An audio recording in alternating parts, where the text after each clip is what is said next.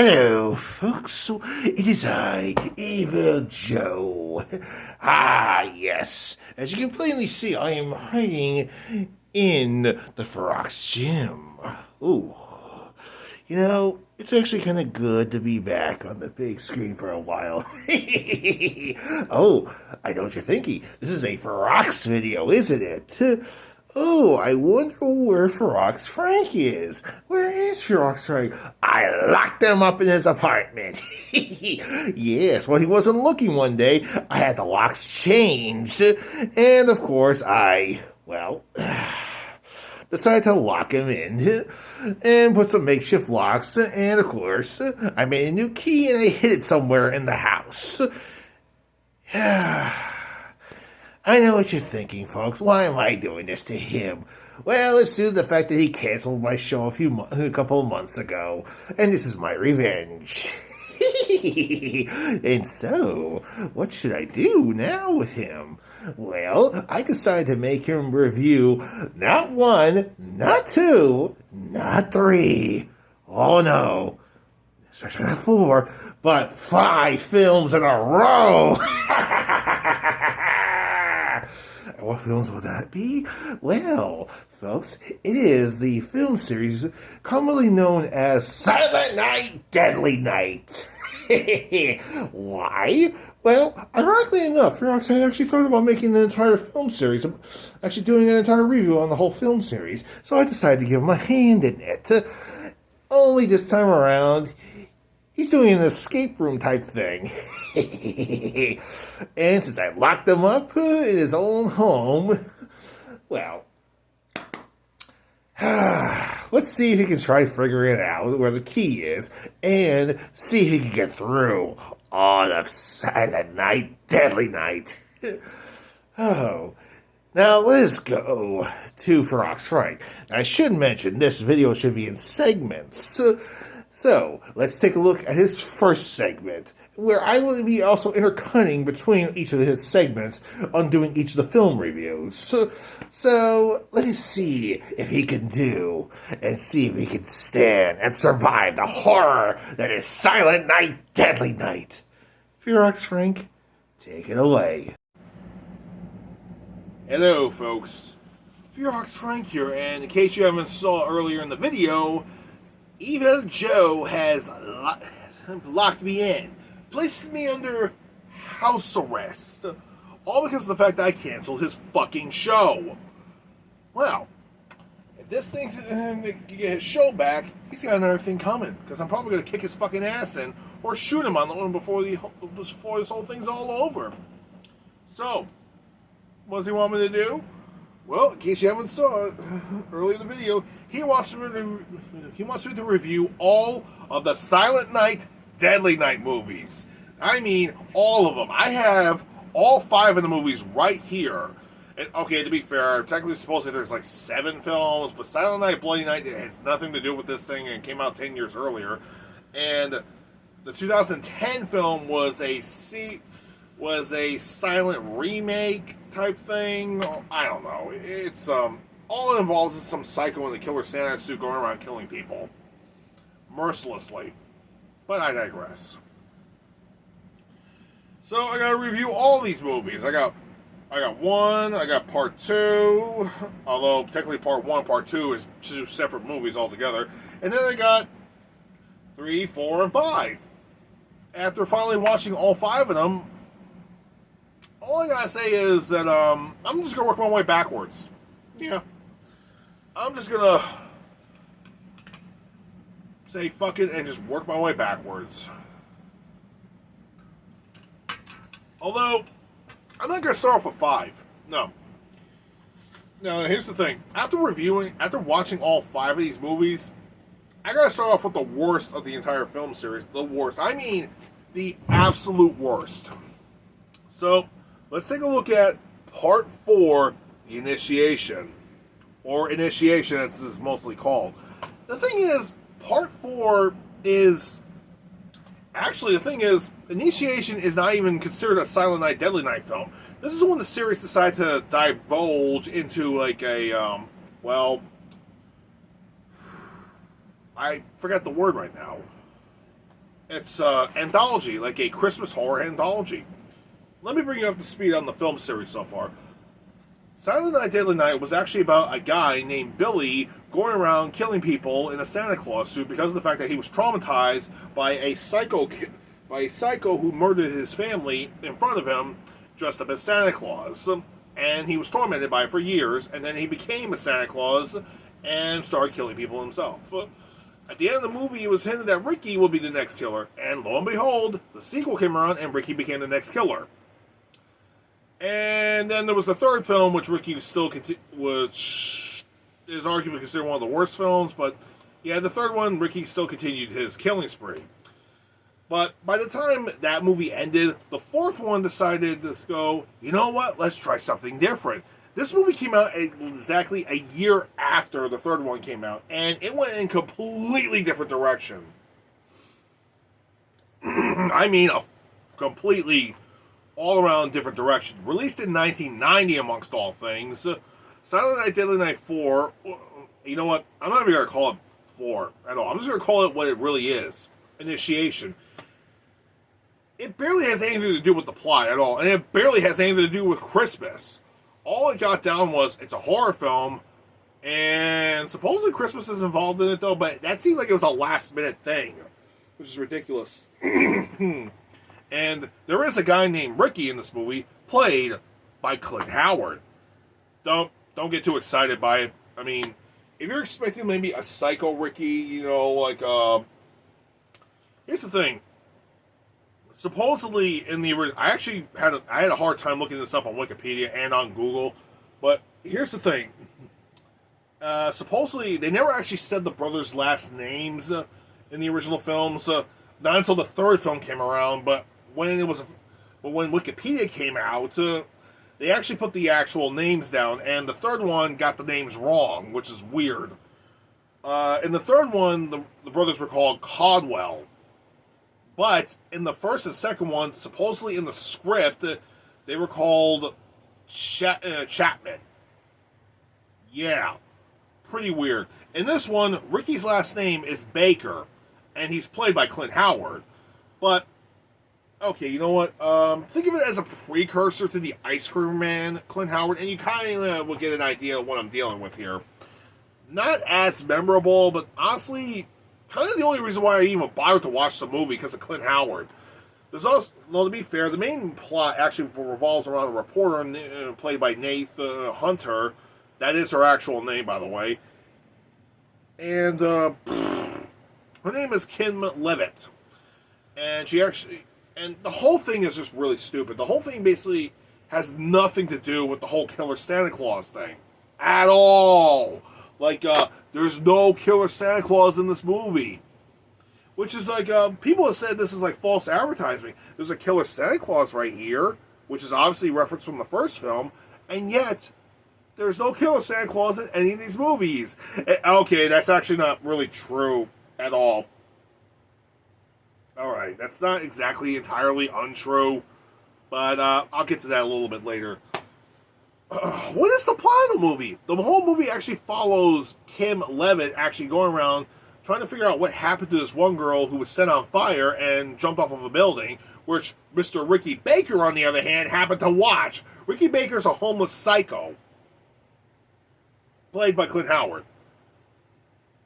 Actually, that's the only good thing about this movie, is Clint Howard playing a homeless psycho. You know what? I'm going to just give it to Clint Howard in this one. Even though this movie kind of sucks, he's the only reason why I bothered to watch the movie. Yeah. Oh, I know what you're thinking. Nate Hunter, this is a bit of a fun fact. Nate Hunter, half of her scenes in this movie, she's mostly nude and actually doing several sex scenes. Why? How the fuck should I know? Maybe just to get in more, bring in more people. Oh, this movie sucks. Oh, we got a naked woman and some sex scenes in here, and the woman's kind of hot. Come on, watch the movie. That's not good enough. No. Hell, the only thing that bothered to save the film was Clint Howard, unfortunately. And he's not even playing the same Ricky. He's doing none of the things that the original Ricky did in the previous films. So,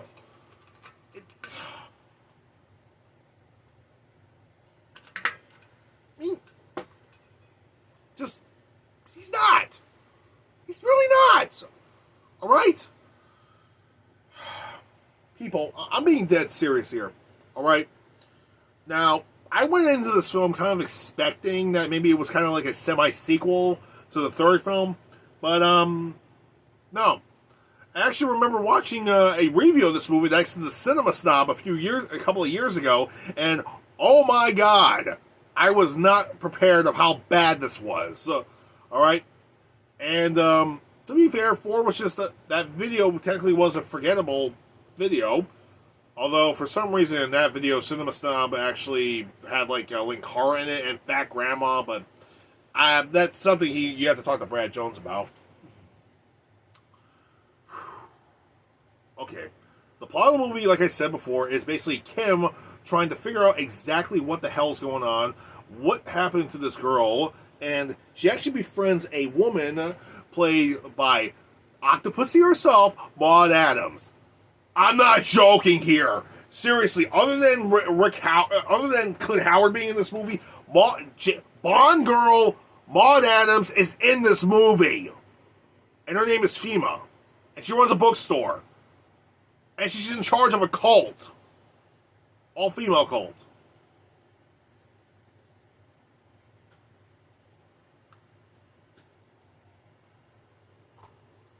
I got nothing. I mean, that is by far the stupidest thing I've ever heard. Octopussy is in this movie. Well, actually, the actress playing her is in this movie, and it has nothing to do with the original movie whatsoever. And this movie has a lot of weird shit happening to the Kim character, aside from the several sex scenes and half the scenes she's in, and some of the scenes she's mostly nude anyway. There's a bunch of weird shit in this movie, a bunch of insects, weird rituals, a bunch of drugged up fever dreams in this. This is by far the weirdest fucking movie I've ever seen, and it has nothing to do with Christmas. And yeah, they do say Merry Christmas at some parts of the movie. Hell, even her boyfriend, her boyfriend in the movie actually takes her to go see his family, and her father is being, well, to be fair, his father's being like a dick. And his kid brother's like, oh, he's being like all cool, and Kim's cool with him. But, okay, the father actually is disapproval of Kim to begin with because of the fact he goes, Dad, Kim's Jewish. Oh, bullshit. And Jesus fucking Christ. I'm like, wow! Wow, good. Wow, Dad. Really? Way to go. Wow. Can you get any more fucking prejudice in my account here? Seriously? Okay, look, I have friends who are Jewish to begin with, and they do celebrate Christmas with other people, alright? So, okay, so she's Jewish. Whatever, who cares? She's cute, she's hot. Most of the film, actually a good segment of the movie, she's mostly nude anyway, so, whatever.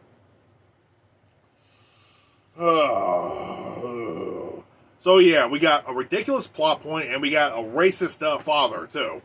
Wow. So, what does any of this have to do with the franchise? Well, it turns out that Maud Adams' character, Fema, is actually drugging her and actually trying to make her into a, how do we put it, a whole woman. So the whole thing is actually so she's actually the lead in a witch cult, an all-female witch cult, trying to make her a full woman and to actually not rely on man anymore. Really? Really? I got a question. Alright, this is a legit question. Yeah, it's a small little trait. Legit question. What does any of this have to do with Silent Night, Deadly Night? Huh? What does it have to do with the franchise? Huh? Huh? Huh? The answer is nothing. And there's actually a clip in the movie where Kim and her boyfriend are actually making love, while Ricky actually sneaks right in and he turns the TV on, and lo and behold, Silent Night, Deadly Night Part 3 starts playing, but it's the scene with the killer Santa Claus in the dream sequence. Oh, okay. Wow, so you're ripping off Halloween 3 here. Actually, you know what? Scratch that. Halloween 3 was actually more entertaining than this. I'm not kidding. I've actually appraised Halloween 3 Season of the Witch, saying that it's actually a cult film nowadays, and it's actually considered a lost classic. And it makes you wonder, what would have happened to the franchise had they gone the, had they gone the anthology route? It seems like an interesting idea. This film, on the other hand, did a terrible job at it. Anyway, so amongst all this crap, FEMA is actually trying to make Kim into a full woman. She put a curse on her. And while Ricky actually goes on a killing spree, yeah, I mean, literally, seriously, we got crazy-ass Clint Howard actually killing her boyfriend, and then he kills off his entire family, except for the little brother, all right? They need him for a sacrifice, which is ridiculous. So, all in all, so the whole thing was trying to make her into an actual woman. And it's later on Kim finds out later on that the girl who burned earlier in the film was actually FEMA's daughter, because she refused to actually become a whole woman. I don't know. It's some feminism, sexism bullshit thing. Actually, you know what? I only think I'm starting to think maybe if feminists actually saw this movie, they would be confused as hell too. Alright? People who are actually into sexism, if they look into this movie, they're going to be fucking confused. Anybody who looks into this movie is going to be so fucking confused.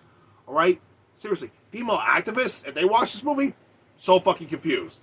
Not even joking. Yeah. I'm not even going to bother making any riff jokes on this one. It will just be that confusing. None of it makes any sense whatsoever. Anyway, the ending of the movie basically takes place on top of the same fucking roof where the woman jumped off earlier in the film.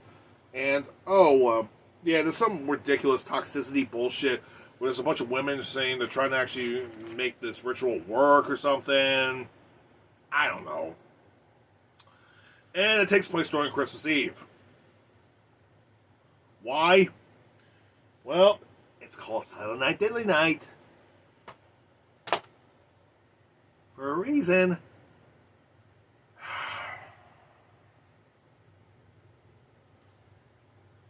So what happens? Well, at one point, Ricky actually gets stabbed by Maud Adams' character, and he actually winds up dying, getting consumed by a bunch of puppet insects or something. I don't know. From what I found out, one of the guys that actually worked on this film, or the director, I think, was actually the same guy who worked on Honey, I Shrunk the Kids, and he had a lot of leftover insect props from that movie, so I don't know. But you know what? It doesn't really matter, because, all Kim needed to do was actually touch Maud Adams rather than kill, the kid brother. She touches Maud Adams, she's the one who gets set on fire, and she jumps off the roof. It's like, oh god, the movie's repeating itself, what are we gonna do? Ah! The movie just ends on the spot right there. The ritual failed. The women are acting like they don't really give a shit anymore. Maud Adams takes custody of the little brother. The movie ends. That's it. The end. Whatever. Who fucking cares? And that was Initiation. Silent Night, Deadly Night 4. And you know what? In the long run, it really isn't a Silent Night, Deadly Night movie at all whatsoever. You know, from what I think must have really happened was they just took some movie idea called Initiation and then just slapped on the Silent Night, Deadly Night name for the marquee value. You know, they just passed it off as a shitty sequel. And you know what? It flopped. Because this movie came out on Thanksgiving in 1990 and nobody gave two shits about it. In fact, it just came and went. Nobody fucking cared. And the following year, they made the fifth film, which would be the last film. So, yeah. The film sucked. That being said and done, I'm going to go take a quick piss, and I'll be right back. And here's an air segment with Joe, and I'll be right back to do the fifth film. I'll be back.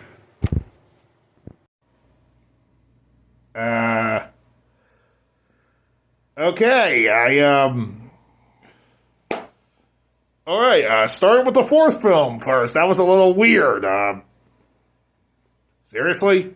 The fourth film. Okay, really? You start with the fourth film. Wow. Didn't expect the fourth film to be that bad. But, wow. So instead of working backwards, you decided to do the fourth film first, and it was the worst? Huh. I'm not sure that's a good sign. Well, folks, either way, let's see him get through the fifth film. Here is Fearox Frank in Silent Night, Deadly Night, Part 5, The Toy Maker. Take it away, Fearox. I'm back. Here's Part 5. Yeah, this is going to be a fucking marathon, so cut me some slack if I'm going to be overexhausted or tired. So, a year later, we have Part 5. Silent Night, Deadly Night, 5. The Toy Maker. And you know what's really fucking stupid about this movie? It actually stars Mickey Rooney as a mad toy maker. And, it's kind of funny when you think about it because he was actually an outspoken critic against the first movie. So you know what happened, right? You know what happened. The movie was originally called The Toy Maker, and they just slapped on Silent Night, Deadly Night for the marquee value, and he probably had no fucking clue. Oh, God. Oh, my God. It's just... Oh...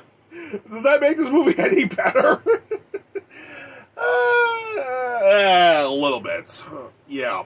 I mean, for one thing, it does take place during the Christmas season, and there's a lot of Christmas stuff actually in this movie, unlike the last film, which had nothing to do with Christmas whatsoever.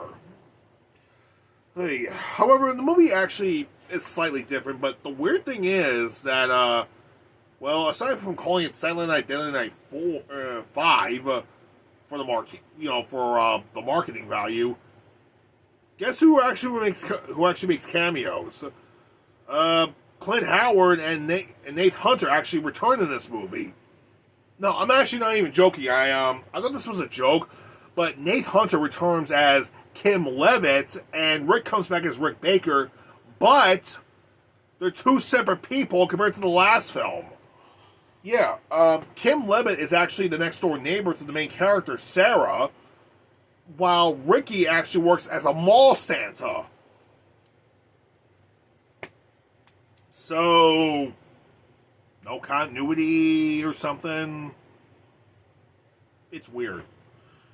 And Mickey Rooney is, well, actually, most of the time Mickey Rooney is just angry and drunk throughout most of the movie. Which I'm starting to think that maybe that's how they actually got Mickey Rooney to sign on for this film. They must have paid him they must have paid him in, like, I don't know, cases of liquor, because most of the time he's either drunk or giving a half-assed performance. You know, I actually saw Mickey Rooney in a made-for-TV Disney film called Phantom of the Megaplex, and he actually did an okay job, but still, it's kind of weird. It's like he's... okay, that movie was intentionally it's a TV film, so it was intentionally bad. But this one, it's like they must have paid him to get drunk most of the time. So what's the plot of this movie? Well, it revolves around, two people. Sarah and her son, who actually witnessed something very terrible. Late night, their son Derek actually wound up seeing daddy and mommy going at it at one time, and he's like, ugh. So he just walks downstairs, and there's a gift for him at the door.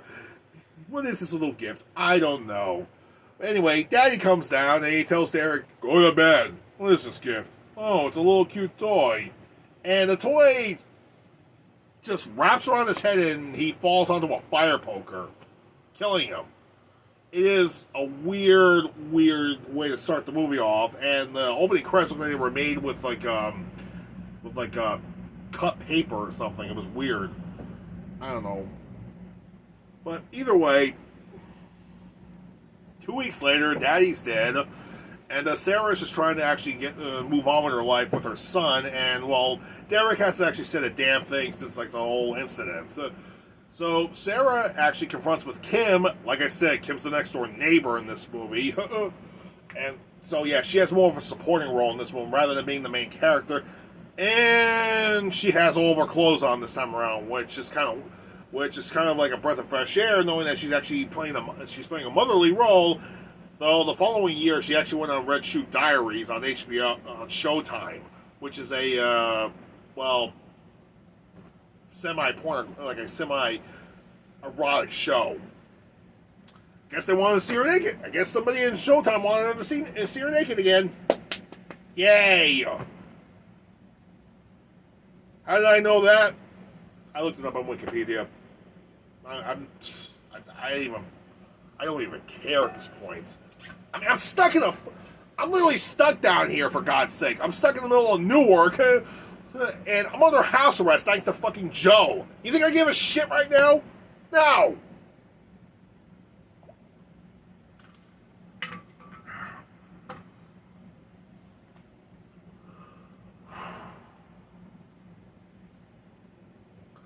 However, something weird is actually happening around the neighborhood. For one thing, there's this guy, which we find out his name is Noah Adams, by the way. Noah is actually keeping an eye on Sarah and Derek for some reason.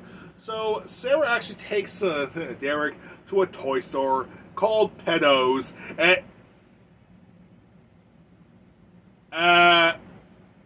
Pedos.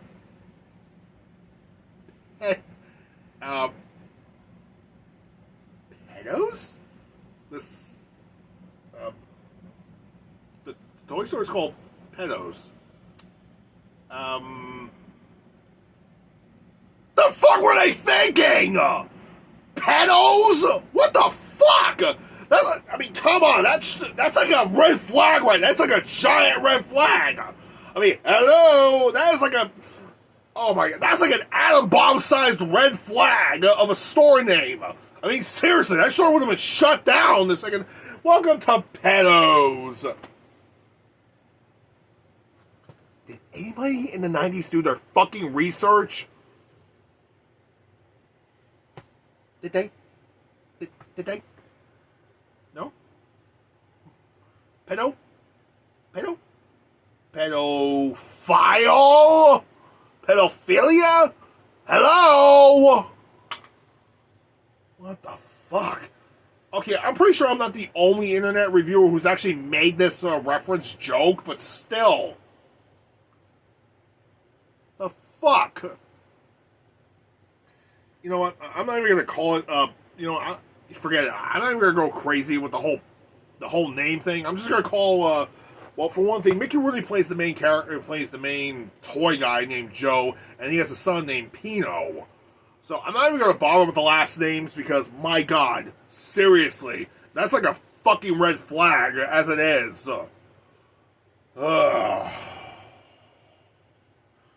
If his first name was Pino, it would have been worse. Though Pino sounds even. Wait a minute, Pino. Oh God, it's even bad. Oh God.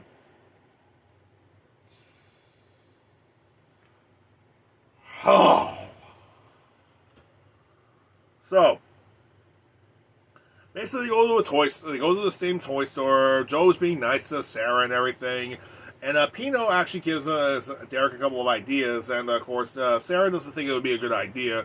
And Joe comforts her and tells her she can leave and stuff. You know, being a nice, supportive guy. But the second that but here's the weird thing. Noah actually sneaks into the store when nobody was comes into the store when nobody was looking.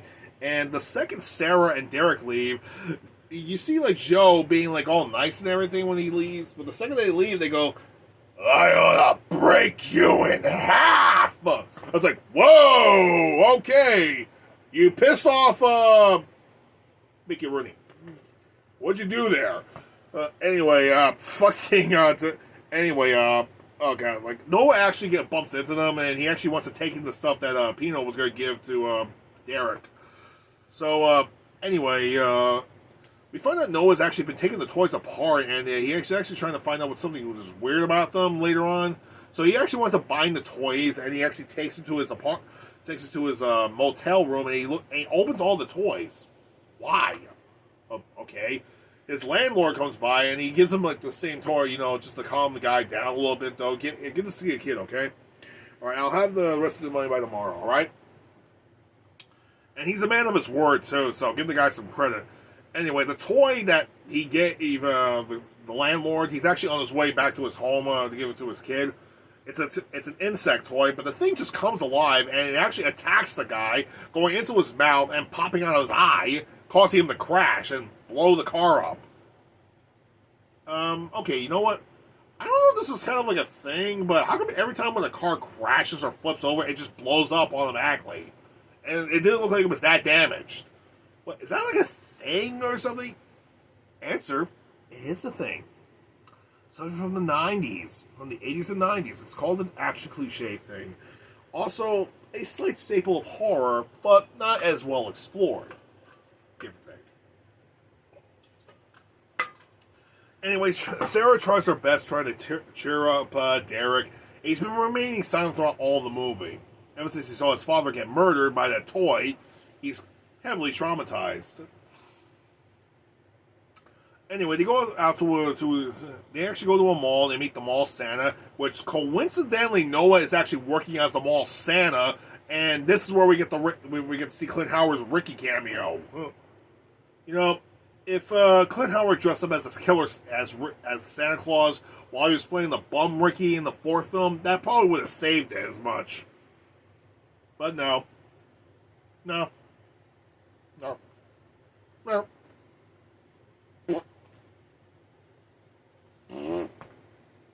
No. So anyway, Noah actually remains as Santa while Derek comes in, but he's actually kind of like a little creepy amongst being around Derek and Sarah. But it's like he wants to try to get to know Derek or something. Why? We don't know until it's explained later. But the film is trying to build up like Noah as a creepy stalker character, but at the same time, Pino heads right to Sarah's home and lifts up a rock where there's a hide key and it says Pino 1970 something on it. What? This is like 1990. What? This is 1991. What the fuck? And to make matters even weirder, it's really, really fucking weird. And earlier on, pretty much after the crash, Noah actually snuck into the toy store at one point and actually opened up an old filing cabinet and found a photo of Joe and Pino from 1975, which is even more weird. The fuck? What is this? What's going on here? Maybe Pino is not really his son. It could be his grandson. I don't know. Who the hell knows? Anyway, Pino is going through all of Sarah's stuff, being a complete utter perv. While they actually come home, Derek is sleeping in her room at one point. Just listening to his radio. Sarah comes up to see him, and this is actually due to the fact that, Kim actually called Sarah up and asked if she was home all day because she saw somebody moving around the house. So she goes up to see if Derek's okay. Derek is fine. Pino comes running out of the closet and out the fucking door. Yeah, that won't make you shit your pants anytime soon. So, anyway, Sarah confronts Joe about it, and we later find out that it turns out that Joe used to live in the same house as Sarah did. Wait, what? So, yeah, Joe and Pino used to live in the same house? What? That's not making any sense. Also, the hideaway key and the photo, again, none of that is making any sense. Anyway, so another toy is left behind for Derek, and it turns out it's just a bunch of roller skates. Sarah just gives it to Derek, but Derek is still very skeptical because of what happened last time. So the old toy, which he had still kept, he destroyed it. As for the roller skates, he throws them right out the trash. Kim's son, on the other hand, actually sees the roller skates, puts them on, and shenanigans ensue. They're rocket propelled, and he goes all over the fucking neighborhood until he gets hit by a car. Okay, seriously, what the hell is this? So they discover the circuitry, and they have no idea what the hell's going on, why this happened or anything. Kim actually went back to work to go talk to somebody about it, though. And now the babysitter is left behind. Well, there's also the babysitter and her boyfriend are left behind to keep an eye on Derek for a little while. Anyway, Noah actually comes by the house, and he actually tries to talk to Derek a little bit, though, until the babysitter yells at him to go away and everything, and he just wants to know exactly where Sarah is. She tells him where Sarah works and everything, so he goes out to see Sarah.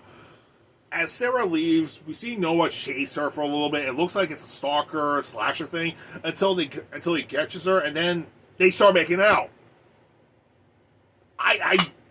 What? They start making out. And during this time, we actually find something out about Noah. It turns out that Noah and Sarah were boyfriend and girlfriend back in college, and he's actually Derek's real father. Wow! Fucking wow! That was a... Why the hell did Sarah run away from Noah? Why?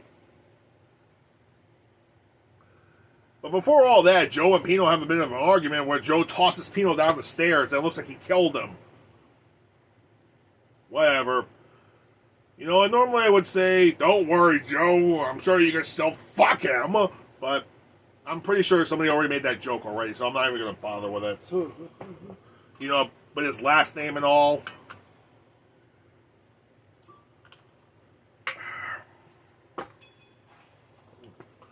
So, we actually discovered why Noah's been actually buying the toys, and he's been actually doing a report. He's actually a private report. He's actually a journalist and a private reporter, and he's been looking into Joe recently. Why? It turns out that back in the 80s for a while, that people back in the 70s and 80s, Joe actually made some toys that were very defective and actually were extremely dangerous and hurt some kids. Okay, that's interesting to know. So, what the hell? Also, what does that have to do? He's a brilliant toy maker or something? What the hell? None of this makes any sense. But never mind that. We have a sex scene to shoot. And this is shot pretty weird. We have Sarah and Noah actually having sex in the back of Noah's truck, while the babysitter and her boyfriend are having sex. At this point in time, Derek is getting all disturbed and everything, but Mickey Rooney comes in, Joe comes in and kidnaps him and leaves a bunch of deadly toys that attack the babysitter and her boyfriend, killing the boyfriend in the process. It's really fucking weird. I guess it's more or less a precursor to Small Soldiers, but Small Soldiers is a bit more entertaining than this. Plus, I'm pretty sure I could have made a better version of Small Soldiers if I was the director. Anyways, after that, Sarah and Noah head back to her place, where the babysitter comes out, mostly fucking nearly full fucking nude at this point, covered in blood, telling her exactly what happened. Oh, wow. And so Kim comes by to actually try to comfort the babysitter, while Joe and Sarah head off to the toy store to stop Joe from hurting Derek. During this time, Sarah actually makes it down to the basement, while Noah is literally looking around upstairs where the hell everything is. Anyway, she finds a workshop with a bunch of ridiculous gadgetry and a bunch of mannequin things and everything. It's all over the place, and she sees a weird body. She takes the mask off. It's Joe. And yet Joe comes up right behind her in the Santa Claus suit. And he's like, what the hell? And I don't know where he just goes, pretty mommy. Not gonna lie, that was kind of creepy. So, Mickey Rooney, I think it'd be best if he didn't say that type of shit again. But it gets even more weird because his face comes off and it reveals, a bunch of circuitry, and he puts on another face. It's Pino's face. Pino is a robot. What the fuck? Pino's a fucking robot? So, it turns out Joe was originally married, and they were going to have a baby boy, but they had a terrible car accident with the wife and the child both died. So out of his grief, Joe actually made Pino as a substitute son. But here's another thing that's even more fucked up. All the things that Noah said about Joe making a bunch of defective toys, it turns out it wasn't Joe. It was Pino the whole time. And every time Pino did something bad, Joe would punish him and nearly destroy him and then rebuild him from the ground up. What? What? How did this thing go from... Wait a minute. Joe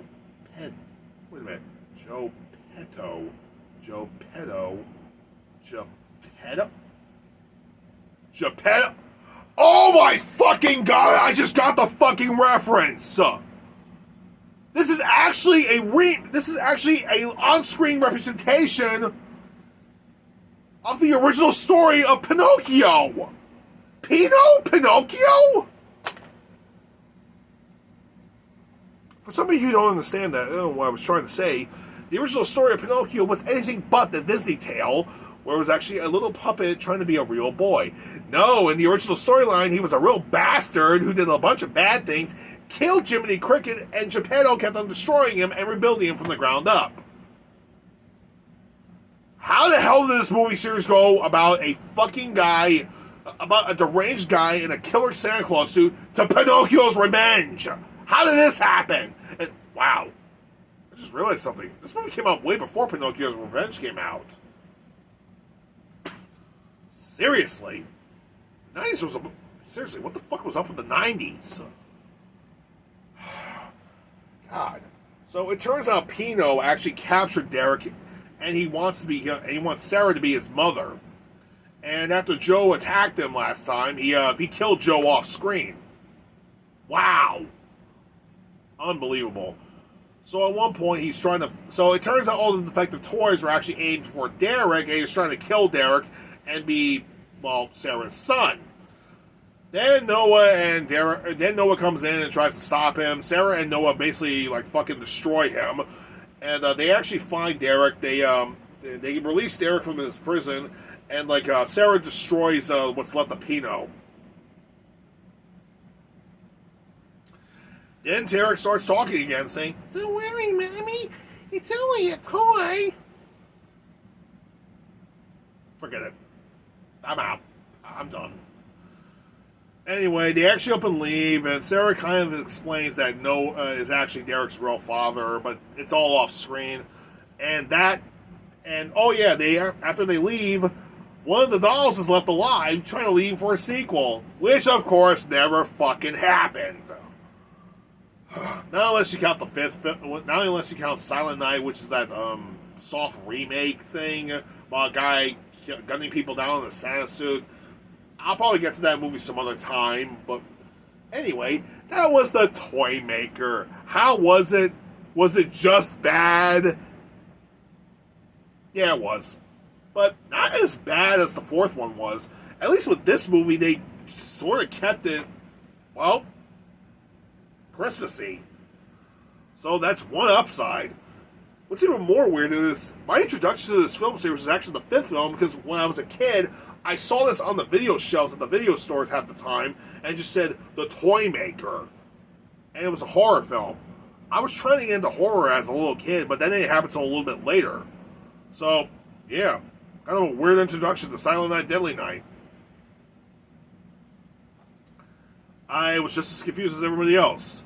So, okay, now I kind of get the reference joke, why they called it Pedo, Pedo, and his first name was Joe, Pedo, Geppetto, Pino Pedo. Yeah, that wasn't going to work. They needed to change the last name a little bit, though. But other than that, this movie is bad, particularly, but not as bad as the fourth one. So I'm going to give this one a bit of a pass on this one, but really? Pedo? They couldn't come up with anything better? You know what? I'm going to go take a nap. I'll be back for the third one. Jesus Christ.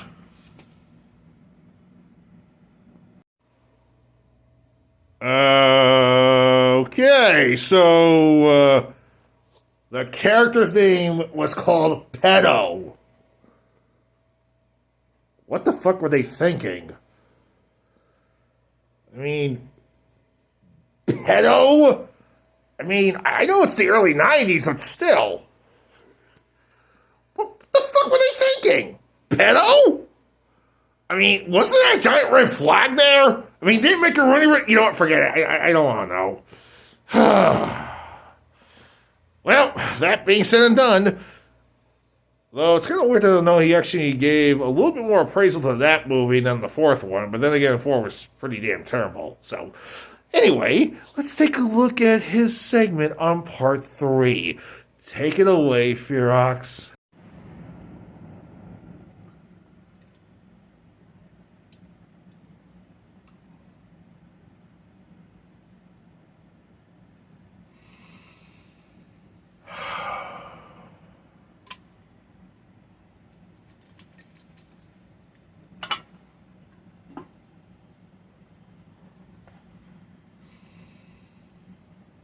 You know,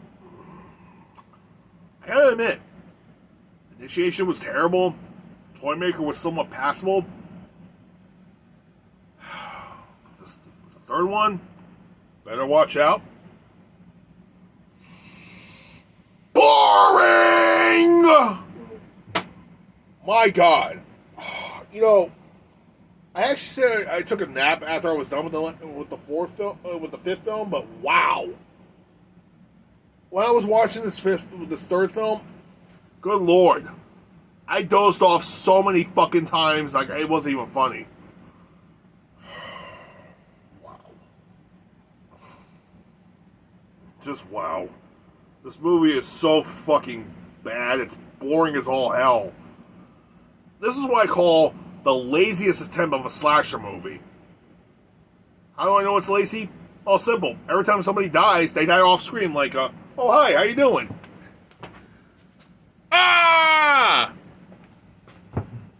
And that's most of the kills in the movie. Okay, all right. If you guys have watched my some of my GTA films on YouTube, I've actually done the same thing. But the thing is, it's easier to do with the GTA films. It's kind of acceptable because of the fact, well, I can't. The thing is, I'm playing as both the characters, and when somebody dies, they die off screen. So yes, half the time I have to do resort to kill them off screen. Although with the Beast, it made more sense because of with the Beast and the Hunted, it actually made more sense because, well, it's all off screen and it was building up like what the creature looked like. So, and that was in the beginning portion. Afterwards, I didn't wind up doing that until the last mercenary got killed off. So, whatever. Just whatever. So, what's the plot of this movie? Okay, here's the plot in a nutshell. All right, Ricky from Silent Night, Deadly Night 2 is actually back. The killer Santa Claus himself returns, but he's in a coma, and so they decide to give this girl a shot into reading his mind, like have them mentally linked. Now, here's the fun fact: the girl's name is Laura. She's blind, and she has some psychic awareness to her. And she's telepathically linked to Ricky after their sessions.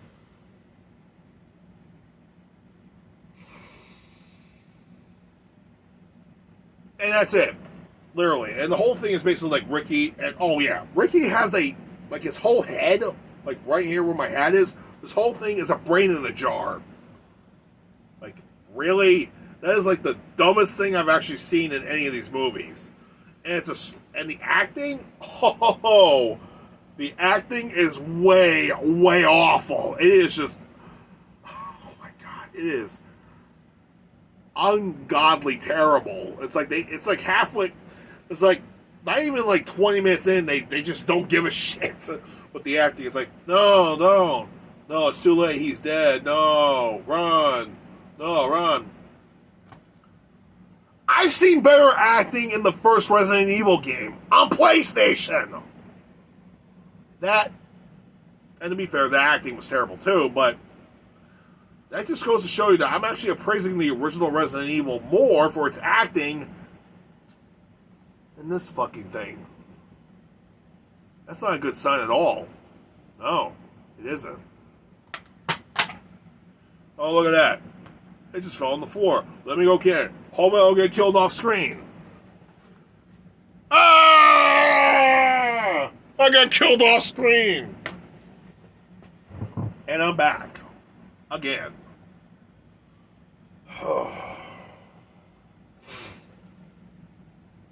Seriously, like, most of the kills in this movie are just like...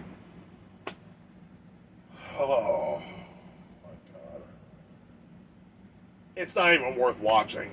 Honestly, the whole plot is, like, this doctor's trying to actually do some psychic connections between Laura and Ricky. Ricky actually winds up waking up and going on a killing spree. Kills happen off-screen most of the time, and he goes after Laura because he has a psychic connection with her. You know what's really more stupid? There's a guy dressed up as a Santa Claus, and he actually accidentally wakes Ricky up. So you would think Ricky would kill this guy and take his fucking costume, but no, he doesn't. No, he takes some random civilian's clothing after he kills somebody after getting picked up in a lift, which is stupid. Anyway, there was something about Silent Night Deadly about Initiation. I was talking about how all three of these movies actually have a killer Santa Claus. Let me explain. The dream sequence that you see earlier in the movie is like Laura actually is sitting on Santa's lap, asking her what she wants, and Santa Claus pulls up a knife. Now, here's the thing: the Santa Claus. A lot of people originally thought it was actually Ricky. It isn't. A lot of people thought, oh, maybe it's Billy from the first film. No, it isn't. It's actually the killer Santa Claus that killed Billy and Ricky's parents in the first movie. That's what the killer Santa is. They used the same stock clip footage in the fourth film, and while Pino was disguised as Joe, and he snuck into the house to kidnap Derek in the fifth film. So technically, there's a killer Santa Claus in each of these movies. It's just not the main focus. Yep. Yep.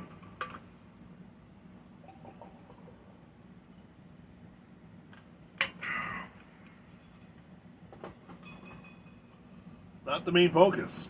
It's just utterly stupid.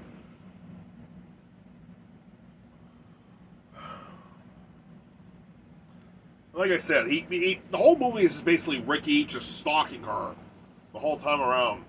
And Laura does eventually kill him in the end, and yeah, it's nothing spectacular at all. It's just a slow build up, and half the time Ricky is just lumbering away like this. Laura. That's it.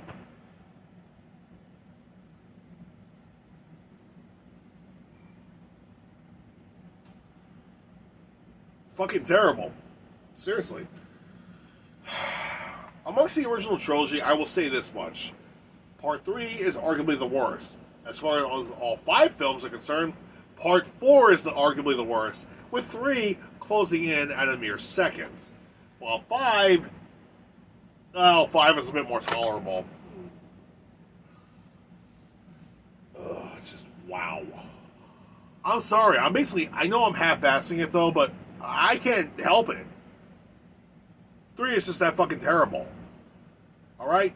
It's just bad. Honestly, I wouldn't even recommend watching it. It's not even that good. It's bad. It's just terrible. Fuck 3. That's how bad it is. Yeah. Not even worth watching.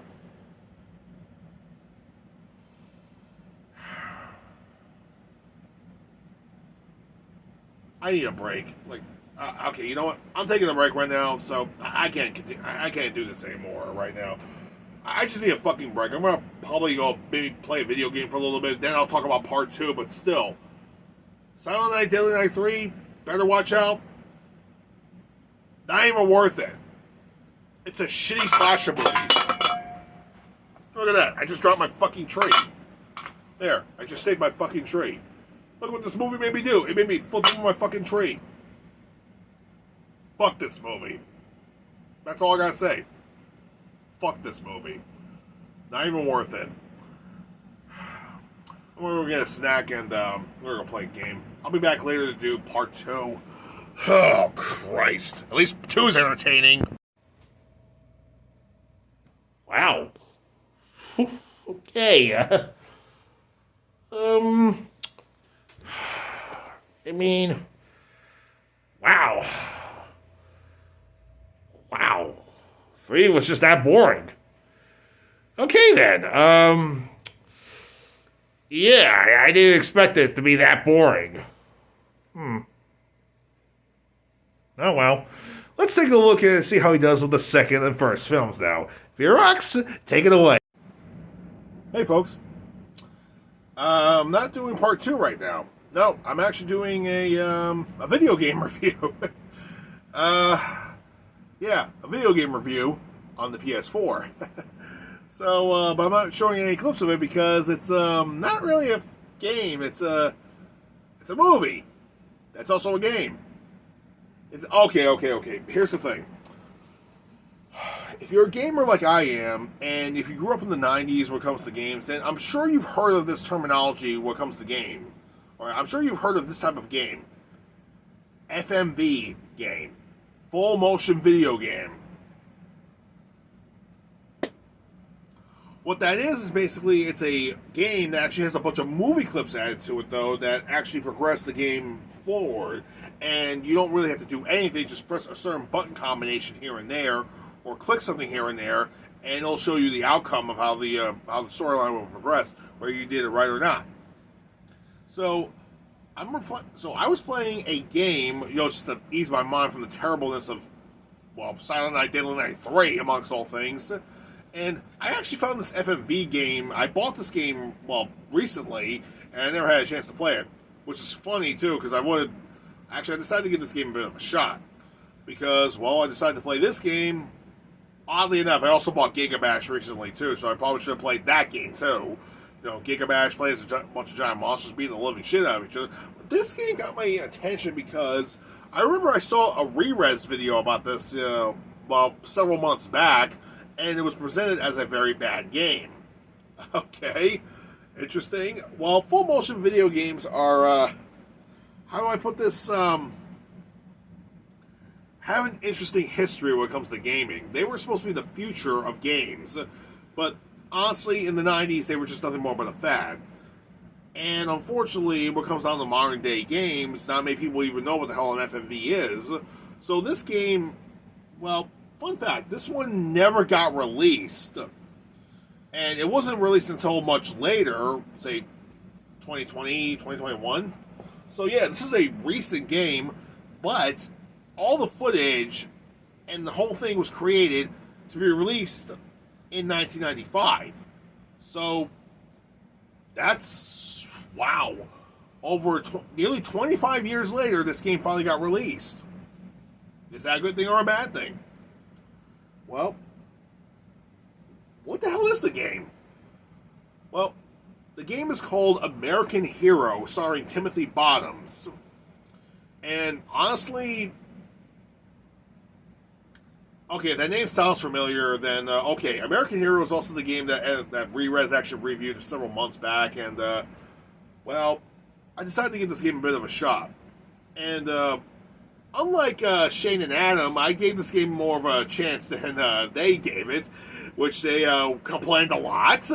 And if you guys are watching this, Shane, Adam, you want to tone it the fuck down? I mean, Jesus.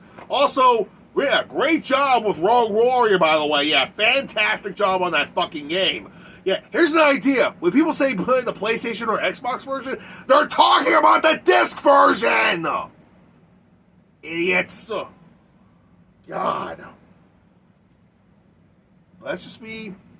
Minor complaint. As a gamer myself, and I do like watching their stuff. But here's the thing. I gave this game a shot, and unlike them, I actually read the tutorial, which actually pops up immediately. Though, to be fair, I've heard this game actually got heavily patched up as time went on, because when people start playing this thing, it glitched out several times. Also, like, froze in several areas, so I didn't actually have that problem. So, I'm guessing when I bought this game, I actually bought this thing about a couple of weeks ago, and then I bought Gigabash recently. This game, so far it didn't freeze up or anything. Maybe it did freeze up for maybe a couple of seconds, then went back to the game. So, I'm guessing the one I'm actually playing is a patched version, so I guess I lucked out. Also, I'm playing it on the PlayStation as well.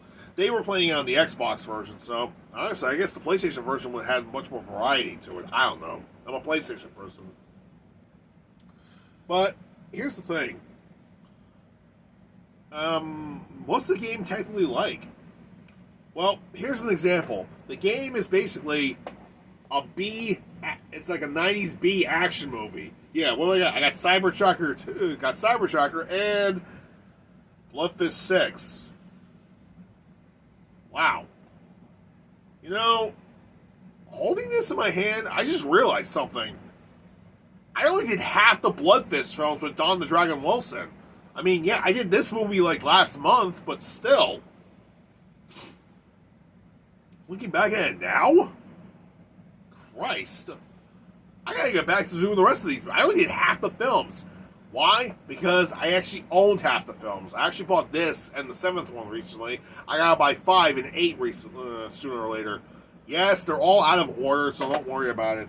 But the thing is, American Hero, like I said, it's like basically using the scenarios of these, maybe this was more like it. It's using this type of scenario, but you get to choose how the adventure works out.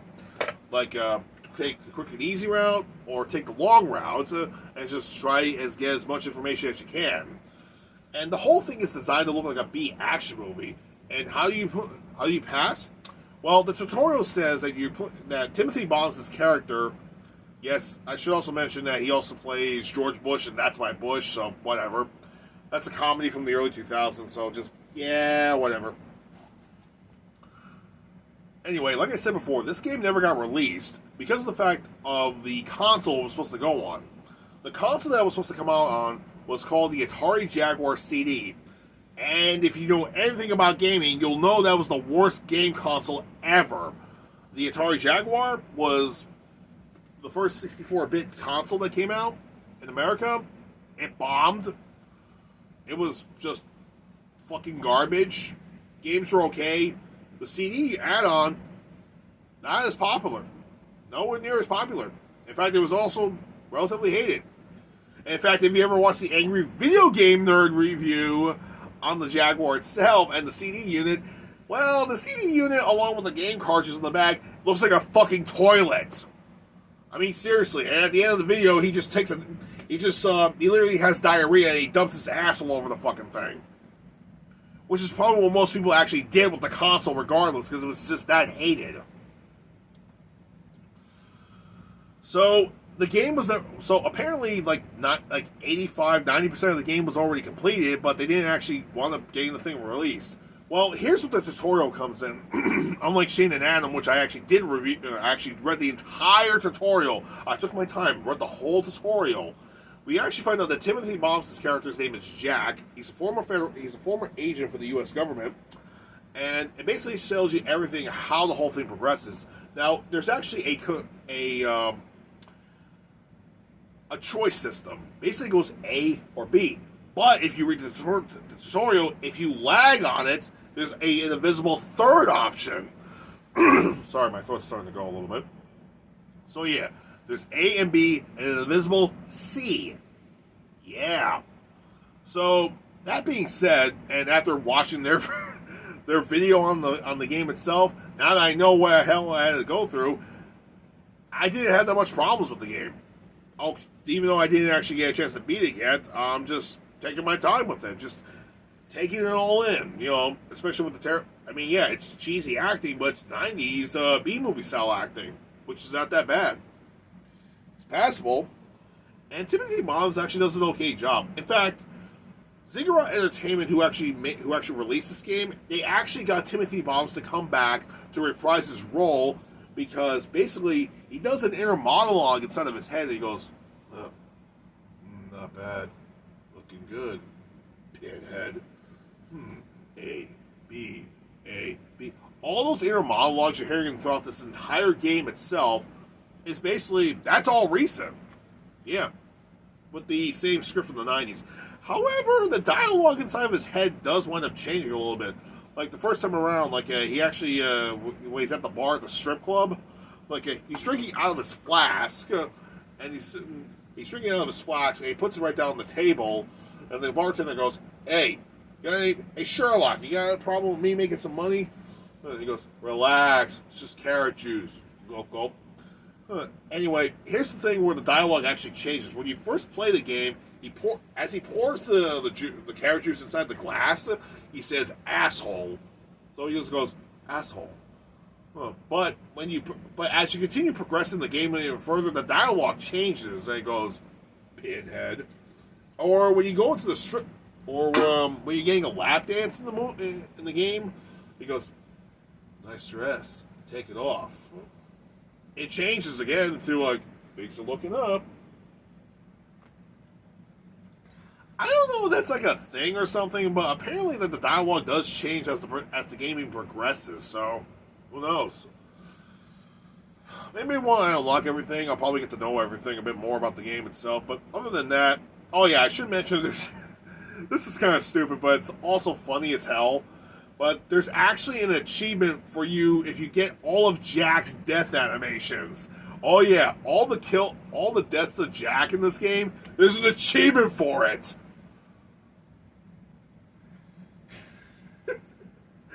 I swear to God, when I first saw that, when I paused the game and just looked at the achievements, I saw that was an option.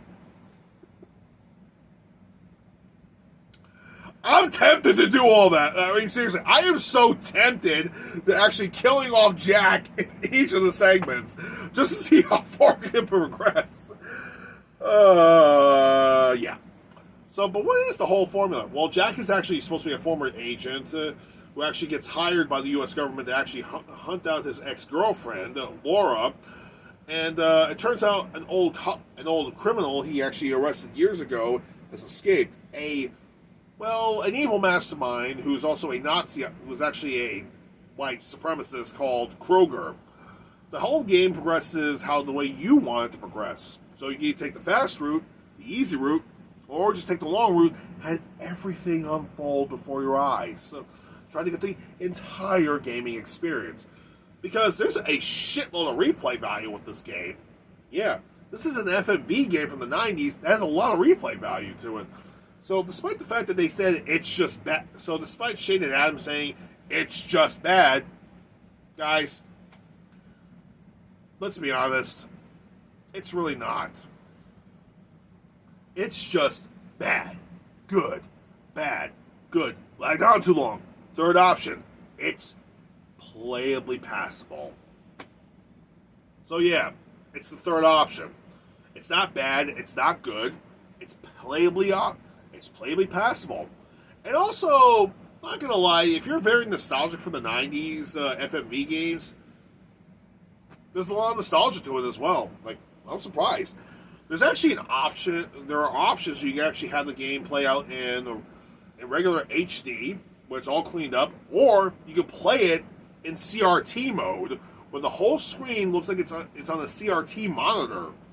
Like it's supposed to be, like originally planned, like an FMV, like an FMV game. And there's an option where you can actually have it play either full screen or have it play in a CRT TV screen, where you actually have a TV screen and it's playing in the CRT mode. And that's where the CRT mode comes into play. So it tries its best to be fully nostalgic. Honestly, I like that. I actually like that about the game. There's a lot of nostalgia to this game. Even though it's a late edition and it's a mid-90s FMV game, right around the time when FMV games were kind of dying out, It's interesting. However, there's more to it, though. It turns out this wasn't really supposed to be a game. It's what Atari was trying to try something a little bit new at the time because Sega already had done FMV games to death. There's several more FMV games that were made as far as like everything else was concerned. Other than that, it's not bad. Anyway, if you'll excuse me, I'm going to play the game a bit more and get to part 2. But first things first, I gotta go take a shit. What the fuck, dude? You did a game review? On a 90s FMV game that never got released? But later did? What the fuck, dude? You are an asshole, my friend. You are an asshole. Oh, you are totally an asshole. You asshole, you. And, I think I'm going to stop saying asshole for a while because it tends to lose its flavor. But you know what? Screw it. Oh, boy. Well, okay. Let's see how the second one turned out.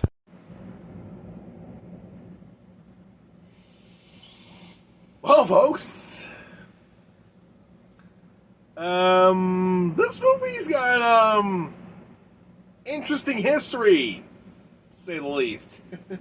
Yeah, I tacked on the, last 3 films, and they were mostly garbage, but now we're up to the real 2 films. The 2 films that started all this crazy shit. Where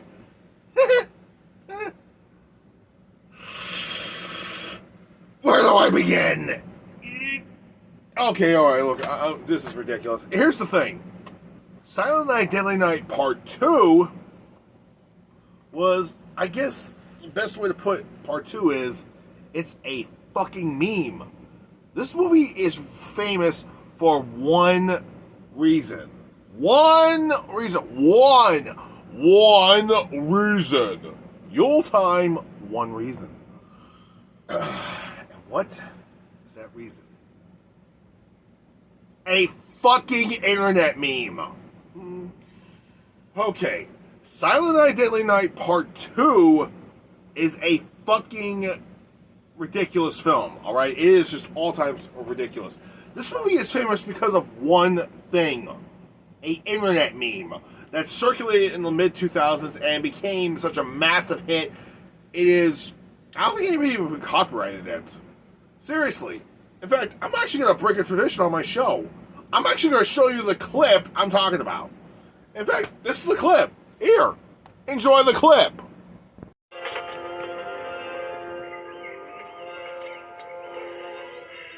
Garbage day.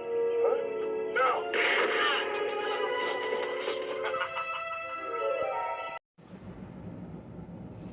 You enjoy that? Well, good. Because that's the only time I'm ever going to show a clip on my show. Seriously. That one clip got so many love, so much likes on YouTube alone, it was ridiculous. Garbage day. Garbage day. Garbage day. Seriously. It is the most ridiculous thing ever. God. My friend Action Andrew remembers this movie because of that one line. It is so ridiculous.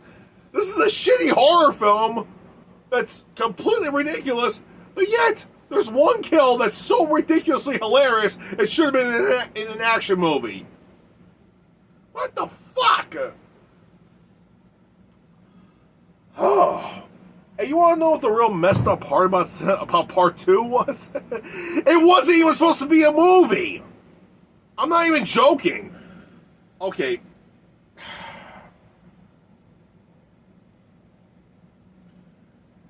Serious talk here. Right? Behind the scenes, Part 2 was actually greenlit, but not as a sequel, but as a, well, re-release of the first movie. The idea was to actually re-release the original movie, actually cut some stuff out of the original movie that was deemed very, very offensive. Hence why the uncut version exists. So my guess is that right now we have an edited version of the first film. But what's the actual idea of the film itself? The idea was to actually release the movie, but actually have new segments. In this case, have the Ricky character actually explain what actually happened. Because there was something about the first movie that pissed everybody off, and everybody wanted closure about it. So that being said, the first movie, well, like I said, it dawned a lot of controversy. But the idea of the second one was to have the retelling with Ricky and actually intercut the segments between Ricky and the original film. Alright, thus making the film slightly a bit longer and explaining more of the storyline that probably nobody understood. And also giving some closure into some things. The movie was originally supposed to end with like Ricky escaping from the hospital and actually killing one of the characters off from the first movie that should have died. And that was the idea of the movie. But instead, my guess is partly through production, before they started filming, they decided, screw this, let's just make a sequel. Yeah. And what follows is the ridiculous movie we have today with the most ridiculous form of acting, or should I say, overacting, that we have tons of things that could have just all been internet memes. Aside from Garbage Day!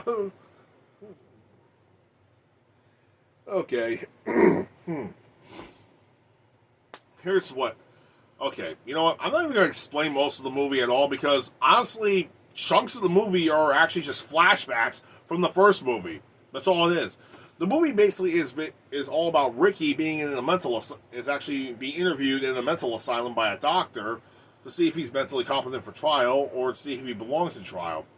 The end result, the end result is actually Ricky explaining everything, all the events that happened in the first movie, explaining what actually happened with him and his brother, and also telling what happened after he left the orphanage. And that's about it. That's literally the exact storyline. But honestly, this movie goes a little bit out of its way because of one reason. Ricky's actor, Eric Freeman, hams up the whole fucking thing. Seriously, people who are actual horror fans or action fans or comedy fans will most likely watch this movie because of Eric Freeman's overacting. It is... Oh, I need a drink real quick.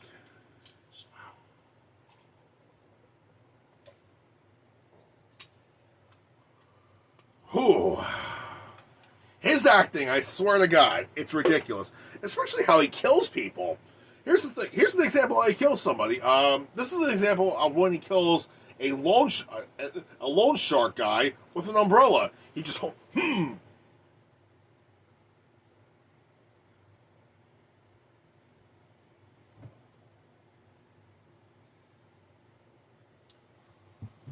It's his subtle face expressions that are like ridiculous. I mean, it is all nuts. Fucking ridiculous. Yeah. But there is some good news for Ricky, for Ricky's character, though. Okay, after he explains the entire events of the first movie, which is like 30 minutes into the movie so far, which we could have been like an hour into the first movie at that point. Fucking ridiculous. But joking aside, we get to find out what happened to him afterwards. He gets adopted by a good family that actually helped raise him right. But Ricky's still having some problems with the nuns from the orphanage because he's having nightmare flashbacks. And of course the flashback sequences go on when he gets that his foster father actually passed away when he was just a mere teenager, and he committed his first murder during a teenager. No, it wasn't his foster father. It was some asshole who was about to rape somebody. Okay, here's the thing. What sets off Billy in the first movie and what set off Ricky in this movie is because of the fact that their mother was actually assaulted, nearly raped, and brutally murdered right in front of their eyes, while the father was literally shot to death. Alright, this triggers something in both the brothers. Although it's a little weird because of the fact that Ricky was a baby at the time, and how's he remember it? I have no idea. But anyway, it triggered something within Billy like crazy, but with in the first movie. But with Ricky, it just snaps him out of nowhere. So, yeah, this guy who's taking this girl out for a date, he's about to actually literally rape her, but he actually goes to get a beer out of his car. Ricky pops into the car and then runs him over, like, vroom, vroom, vroom, vroom, vroom.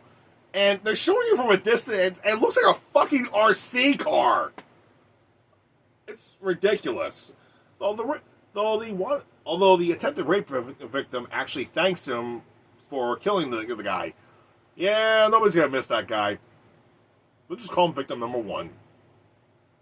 Whatever.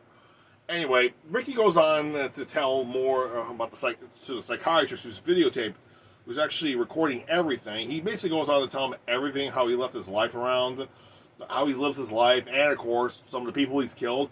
And of course, things get a little bit more crazy around the third act when they introduce his girlfriend, Jennifer, who is actually the redhead girl from Friday the 13th, Part 7.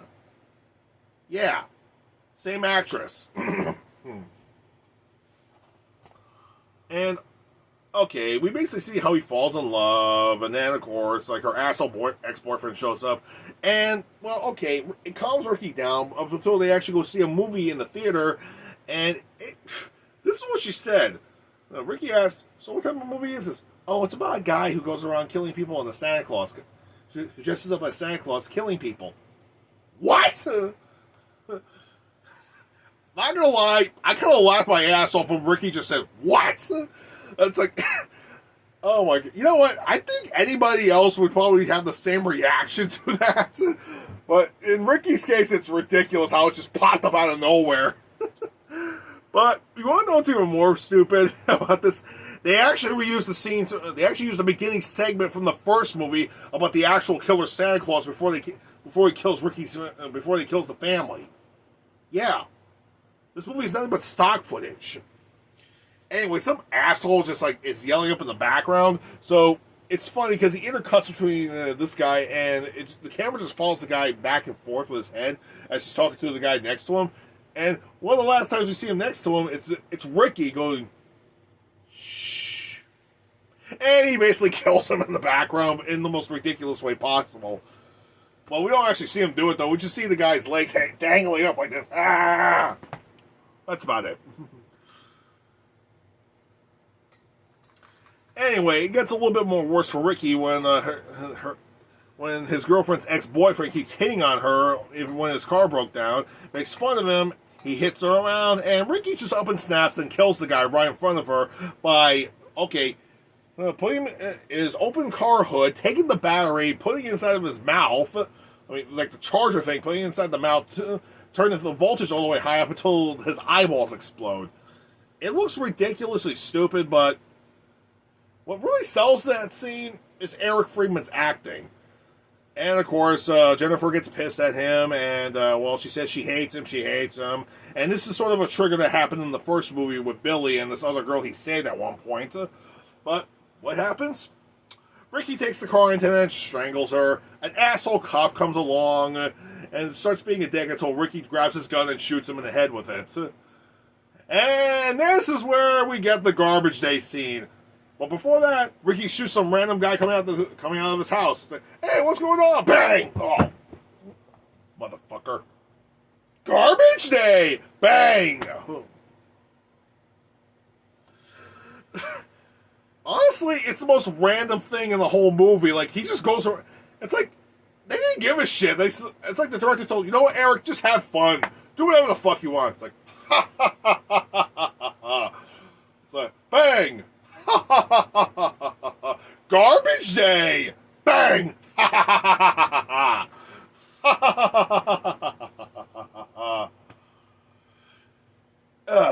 But anyway, his rampage actually abruptly ends when the gun runs out, and that's when the and this is when all the flashback sequences finally end.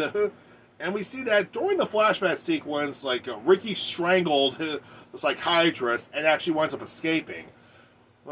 Sister Mary from Sister Marguerite, or was it Mary? Margaret? It doesn't really matter. The nun from the first movie actually finds out that Ricky escaped and he's going after Mother Superior. Alright, spoiler alert about the first movie. Mother Superior actually was actually one character that a lot of people suggested should have died in the first movie because she is the most hated character in the whole movie. Seriously, because the fact that she tortured the main character, Billy, so much, and Ricky's basically about to go after her. So, yeah. So the last few minutes is just Ricky going after Mother Superior with an axe. And he does wind up killing her off-screen. And, well, Marguerite with the police actually wind up finding Mother Superior. Head comes rolling right off because Ricky cut it off with an axe. Anyway, Ricky's about to charge her, the sister, and the cops shoot at him, and he goes flying out the window. The movie ends with, like, the sister actually screaming at the decapitated head, and Ricky's eyes opening up, and the movie just ends right there on the spot. And that, ladies and gentlemen, was Silent Night, Deadly Night Part 2. The most ridiculous film that probably should have never been made, but it did get made.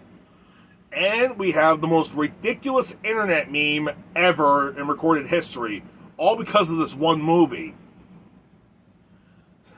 The funny thing is, like I said, this movie shouldn't have been made, but it did. It got made, and we got the most ridiculous internet meme ever. Yeah. You know what? All joking aside, I really liked how the original film was supposed to be. Yeah, you know, the original idea for the film, which was basically a recut version of Silent Night, Deadly Night, only told through with serious acting by the Ricky character. Though, to be fair, the one thing that really sells this film is Eric Freeman's performance. And it's kind of weird because he actually didn't do anything else after this film. Neither did the actor who played Billy in the first movie. But you know what's even more crazy? They actually went back into acting in the sometime in the last decade. And get this, I looked this up on Wikipedia. I thought it was a joke, but apparently Eric Freeman and the actor who played Billy in the first movie actually came back, actually joined together, and actually actually wound up cameoing in a Christmas rom-com.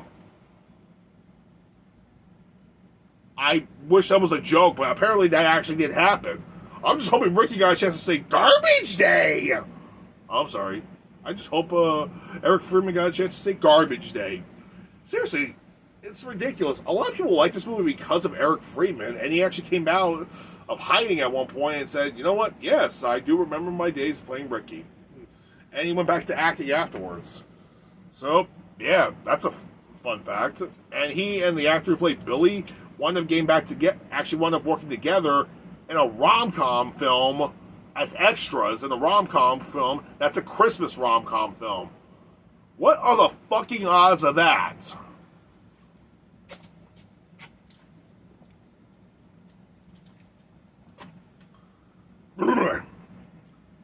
Very long odds, but hey, it happened. Well, that being said and done, let's take a look at the first one. But first things first, I gotta go pee. So, stay tuned for the first one. Huh. So that's where that meme came from. Garbage Day. I would have never figured it went to Silent Night, Deadly Night. Part 2. Garbage Day! I mean, who would have figured? One of the biggest internet memes of all time came from a horror film that many people forgot about? Who would have figured? Well, that being said and done, let's see how the first one did. This is it, folks. This is the last film. Oh boy, I am finally happy I get to actually do this one film and be done with this shit. And Joe, Eveal Joe.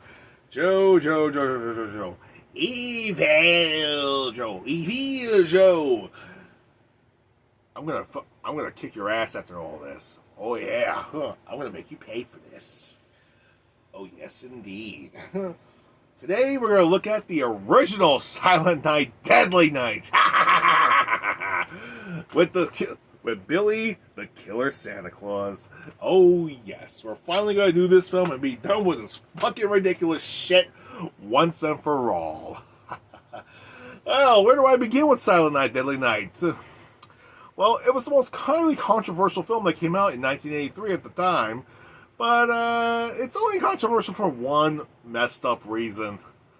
Oh, angry housewives complained about this movie back in 1983. And I'm being dead serious. Seriously. This movie came out in 1983 during the Christmas holiday season, and a bunch of housewives complained about this movie because of how violent it was. Hey, what was even more funny? You want to know what else came out around that time? Yeah, I want you to keep this in mind. But, another film called Christmas Evil came out around the same time, and that was actually about a mentally disturbed person who actually took on the Santa Claus personification, killed a few people, delivered some toys to some children, and actually got away from the police. Alright, and that was an R-rated film, too.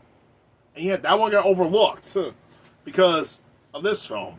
But maybe because of the fact that they were both two films that had a killer Santa Claus in it, they assumed it was the same thing. You know what else came out around the same time? Gremlins. Yeah, the most violent film, the most violent PG film ever made came out around the same time.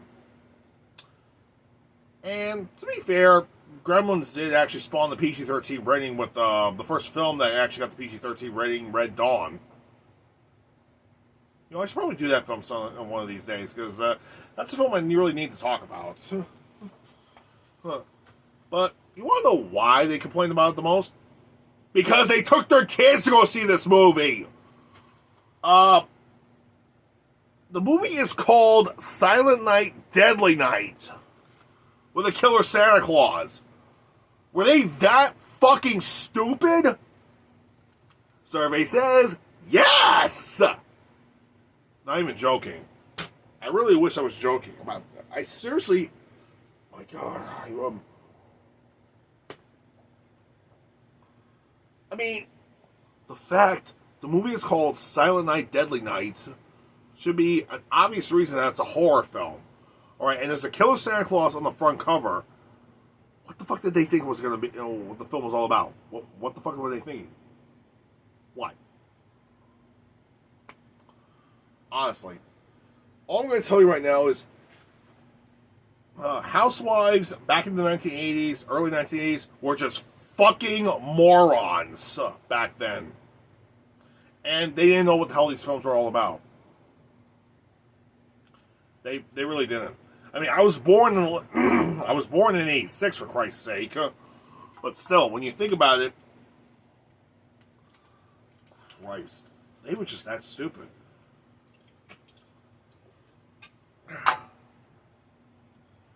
Well, all joking aside, let's get to the original Silent Night, Deadly Night. So what is the film about? It is about two brothers, Ricky, but the main one, Billy. The thing is, the whole film basically starts off with kids with this family going to visit their grandpa in a mental asylum. And the mental asylum, and of course Grandpa is left with Billy for a while, and he says he's afraid of Santa Claus, and he scares him about Santa Claus. They say that Santa Claus comes to punish those who have been naughty. So, and it's kind of weird knowing that after the parents come back, it's like he remains silent again. It's weird why, especially in these old horror films. It's really fucking weird. Meanwhile, elsewhere, a guy dressed up in a Santa Claus costume actually commits a robbery and murder. And he's a complete fucking psychopath. Yeah, I don't know what else to tell you about this. The storytelling takes place in 1984. It takes place in the 1970s. At least for Billy and Ricky, it does. Anyway, the parents actually drive Billy and Ricky home, but the thing is, they get stopped by the killer Santa Claus, and of course, they want to wake Billy up to make him meet Santa Claus, until Santa Claus actually pulls out a gun and starts shooting at them, killing the father while he was driving away. So Billy actually wants him escaping. The mother actually gets taken out of the car beaten, assaulted, nearly raped by this guy, but she basically hits him back, and he cuts her throat right open. Okay, you know what? I'm not going to go into any more further detail about that scene, but here's something you should probably keep this in mind. That scene, what I just described, is literally in 1, 2, 3 fucking movies, as they use the same stock footage of the same actress. Alright, you know what? I know the actress retired around the late 90s, early 2000s, but you know what? With all the re-releases of these films, I just hope she got paid a shitload of royalties, because seriously, her stock footage of her getting nearly raped, assaulted, nearly raped, and murdered by a killer Santa Claus in 3 fucking movies as stock footage? Seriously? She better have been paid good royalties. This is fucking ridiculous. Just saying.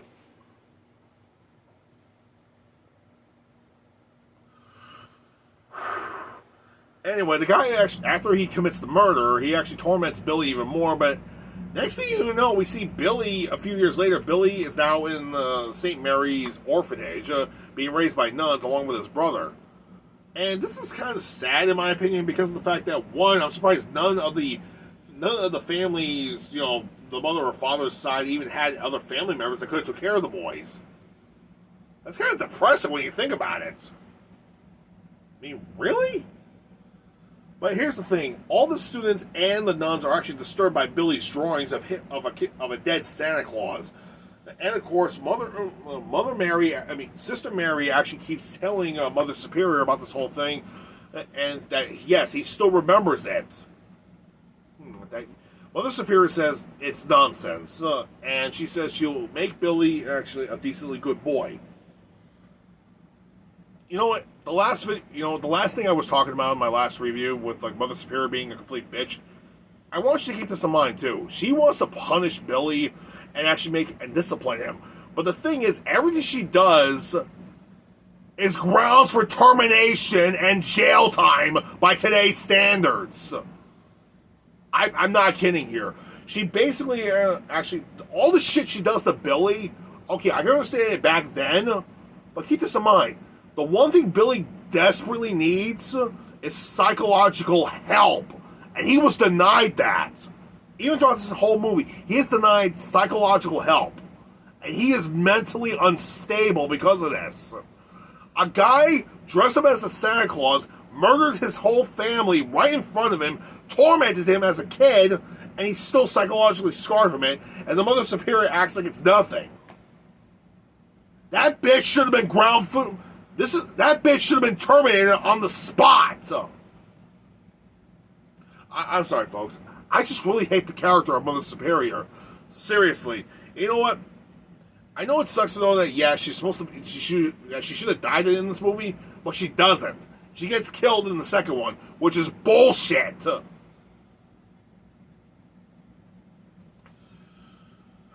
Okay, so yeah. Anyway, Billy is literally the target for Mother Superior all the time for all of the torment. And of course, when he sees a couple of teenagers actually having sex for once, Mother Superior actually winds up punishing them, and she actually yells at Billy even more. It's like, seriously? I mean, come on. Just leave him alone. And by the time when Christmas comes around, one of the priests dressed up as Santa Claus, what does Billy do? He sucks him in the face, and he goes flying across the room, and he literally lands on the floor. And I know it's ridiculous, but it's kind of funny, but hey, you know what? That's something I want to do to the Mother Superior character. Just punch her in the face with a baseball bat. Covered in nails. And barbed wire. No, I scratched that. Use an axe on her. Oh wait, Ricky actually did that in the second one. Never mind. So, anyway, years later, after Mother Superior's therapy, fucking skanky ass bitch, Billy actually winds up getting a job at a toy store, where of course he actually does a really good job, and we get a nice montage of him doing a bang up job, making friends and everything. But unfortunately, when time Christmas comes around, he gets mentally a little unstable, in a way. But you know what? Can you blame him? I mean, really? He even starts to have his feelings for one of the co-workers, but of course that goes nowhere, unfortunately. By the time Christmas comes around, he tries to maintain his cool. Like he really see he's trying his best to maintain his cool. However, on the last day, which happens to be Christmas Eve, oh boy, the guy who's the store Santa Claus actually got sick and couldn't come in, and there was nobody else to play Santa Claus, so they asked Billy to do it, and Billy dresses up as Santa Claus, and he does an okay job, but up to the time when the store closes. And of course, the store closes, everybody gets shit-faced, everyone was all having a couple of drinks, Billy's had a couple of drinks, but he sees that maybe the girl that he was falling for and one of his co-workers are doing something extremely naughty. And here's another thing, too. This movie's called the Uncut Edition, which is actually the original version of the film. You can tell it's the Uncut Edition because when it comes down to it, this is the DVD version, by the way. I think the Blu-ray version, it's a little bit more clearer. But apparently, that the imagery is a little bit more darker and grainy when it comes down to the uncut stuff. And seeing how much stuff was actually was cut out of the movie, it's like, what the fuck? Seriously? This is kind of furthers the story along. Why did they cut it out? My guess is they actually cut copies from maybe the original edited version that was supposed to be in part 2. That was actually supposed to be the retelling of the first film through part 2. But unfortunately, that didn't happen. So we see that his co-worker is about to rape this girl, and this is when Billy finally goes completely nuts and has the flashback imagery of what happened to his mother and his family, and he just up and snaps and he says, "Naughty, punish!" And he basically strangles his co-worker with some Christmas lights. The girl he actually saved, who he actually had feelings for, she starts to verbally assault him, saying that, "You bastard, I hate you, you crazy bastard." He stabs her with a box cutter and cuts her open. I don't know why. I think the kill was kind of over-exaggerated because I've actually worked with box cutters, and, okay, the blade's like, what, maybe about that big or something, and it cuts right through her abdomen up to her chest. We actually see what happens. Okay, clearly what happened was, like, they actually showed the blade, they actually showed the thing going on the body, but it's actually but there's a tubing up in the arm sleeve shooting out blood. It's like, oh, so that's how they did the effect. Very good. But honestly, I really don't think that should have killed her. Maybe if it was across her, maybe if he slit her throat, that would have made more sense. So yeah, Billy actually goes on a killing spree in the store and kills all of his co-workers and kills his boss. And like I said, all of his co-workers. Then he just leaves the store with an axe. Sister Margaret comes in to check up on Billy, and she finds all the bodies, and she goes and she loses it and calls the police immediately. Meanwhile, Billy actually goes to a random house with Linnea Quigley amongst all people. Linnea Quigley amongst all things? She's actually one of the top-billed actresses that's in the movie, and yet she's only in this movie for, like, what, 5 minutes at most? You know, with Linnea Quigley, you can count on several things. Sleaziness, a cheesy-ass sex scene, and full fucking nudity with her. If it's a horror film, a gruesome death scene. You think I'm kidding? Watch her Return of the Living Dead. She's mostly nude 90% of the movie, and even as a zombie she turns into, she's full fucking nude. I'm not even joking. Was that like in her contract? Anyway, Billy goes to this random house with the babysitter character, played by Linnea Quigley, and her boyfriend are making out, about to, do the nasty, before she tells the kid she's babysitting to go to bed. Billy comes in and actually punishes both of them by having her impaled on a deer, and the boyfriend, he beats him up and throws him out the window where he gets cut up by the glass as he gets tossed out. The girl that was being babysitted, he's acting nice to her and actually gives her the box cutter weapon he used and just leaves. Why? I don't know. That girl's going to be psychologically scarred for life.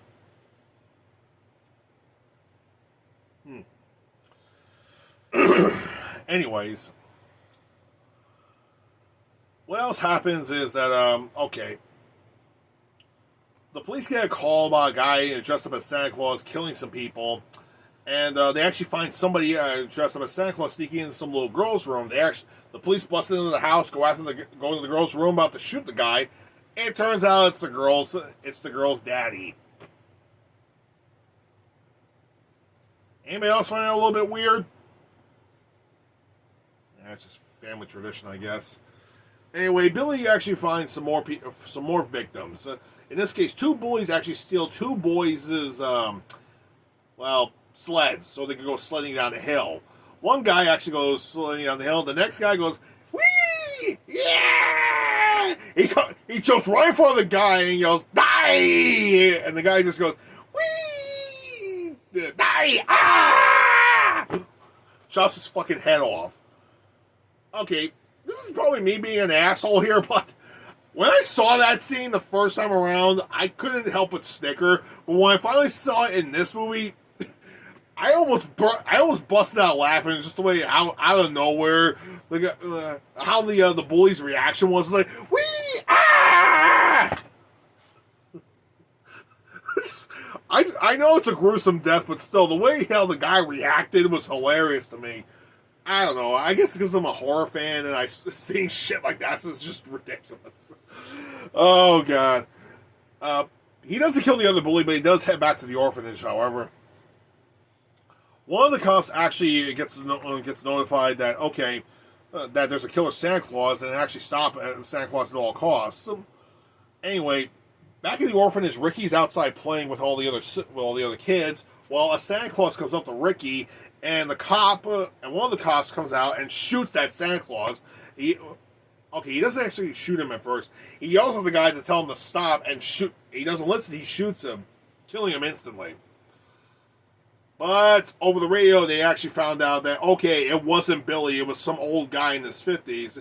Sister Mary actually says, oh my God, Mary Margaret? I'm going back and forth with the name at this point. Shit. Anyway, Sister Mary actually says that was actually one of the priests, and he was deaf.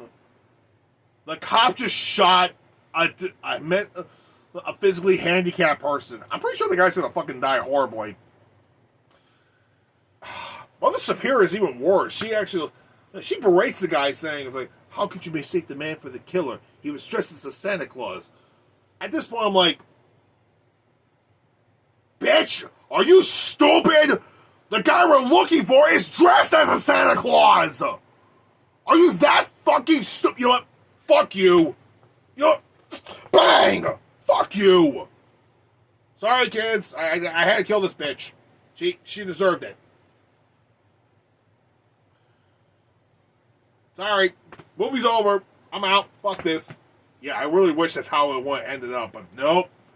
Cop goes around the area looking for for the killer Santa Claus.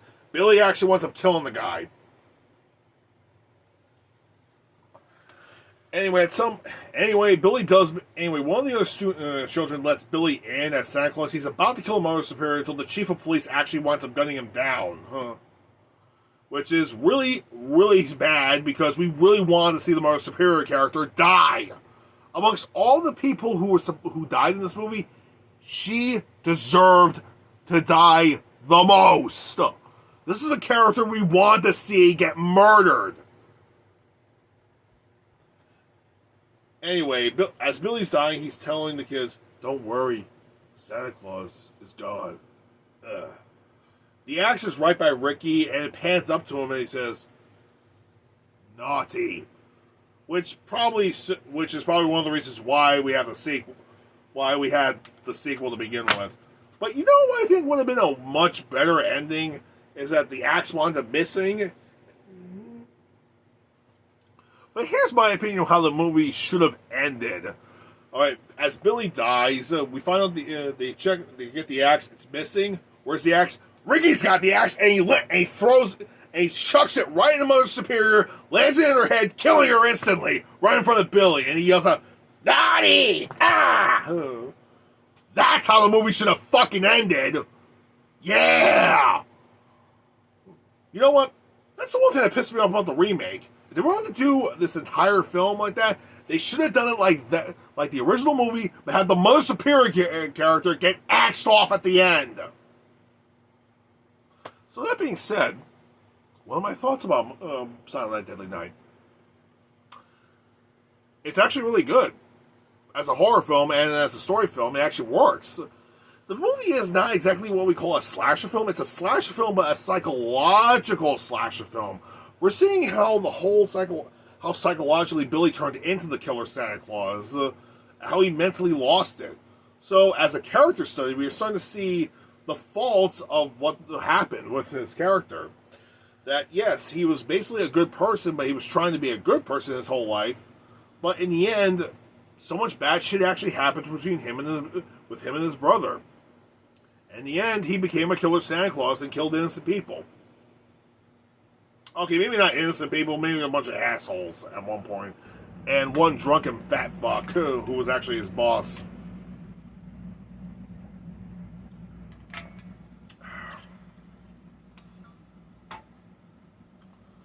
End result, Silent Night, Deadly Night, in my opinion, not a bad movie.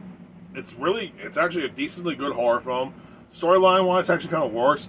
The one big problem with the movie itself is the ending where Mother Superior actually lives, where clearly her character should have died off.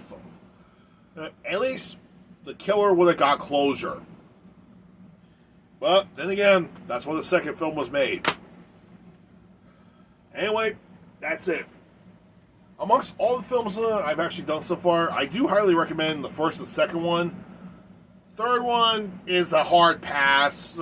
Fourth one, stay the hell away from it. Fifth one, give it a watch. It's kind of a weird film.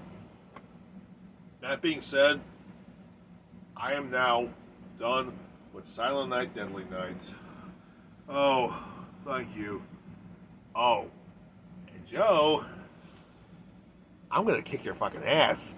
Because during these segments while I was away, I wasn't just going to the bathroom and getting a drink or napping. Oh no, the last segment, guess what I did? I found the fucking key! Now I'm going to kick your fucking ass.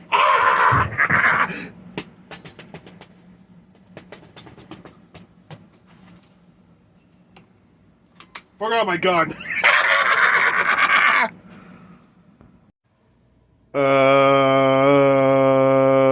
Shit. Okay, I didn't expect them to find the key. Okay, folks. I think I'm just gonna wrap this up. Anyway, folks, have a happy Garbage Day! What? No!